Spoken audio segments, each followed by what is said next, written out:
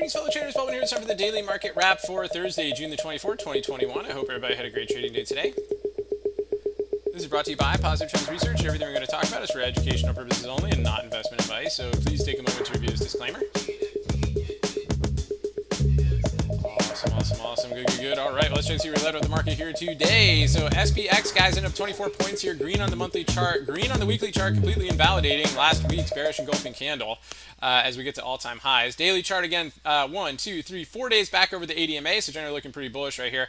We're just kind of tracking this last wave right here, kind of 1, 2, 3, 4, maybe truncated wave 5. We'll see how it goes, but we might get another pop in tomorrow, right? And then we'll see where we go from there if we start to get a pullback after that. But generally still leaning bullish here.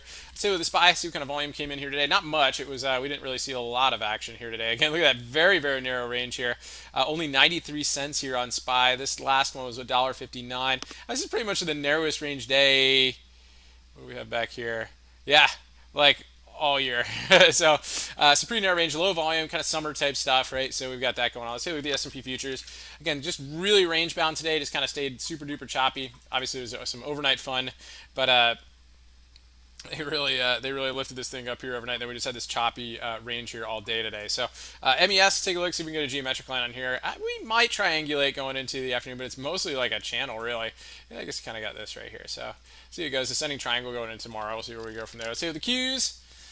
So clues in the Qs. So under the geometric line from this morning here, but also in the 15 orb range, so nothing really too exciting there. The IWM had some relative strength here today, thanks to the banks, right? So the banks have stayed strong today, and that really kind of helped keep the market just up, right? So the VIX, again, kind of had some support down here, right? We got this old support line right here, and just been holding that. It kind of got a little bit perky here into the close, so we'll see if it decides to wake up going into tomorrow. We'll see. Apple ended up working its way down, which is kind of interesting. So, you go back to the daily chart. This is like day 2. Now it's got a outside day, right? Bearish engulfing day on Apple, but it still generally looks pretty bullish. So we'll see where it goes from there. Tesla. So Tesla got some great follow through today and then ended up kind of pulling back in range, but it was fun for a little bit.